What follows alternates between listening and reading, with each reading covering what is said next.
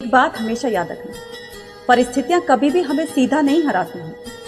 पहले वो हमें गिराती हैं, फिर उसके बाद हमें उठने का मौका देती है, फिर उसके बाद फिर गिराती है और हम इतने कमजोर हो जाते हैं कि हमारे पैर लड़खड़ाने लगते हैं और हम खुद ब खुद इन परिस्थितियों के आगे गिर जाते हैं।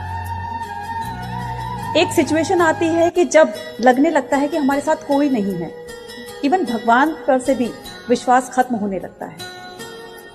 जब बस हम हार को स्वीकार करने ही वाले होते हैं कि हमारे मन से एक आवाज आती है, सुनो ना, एक बार फिर कोशिश करते हैं।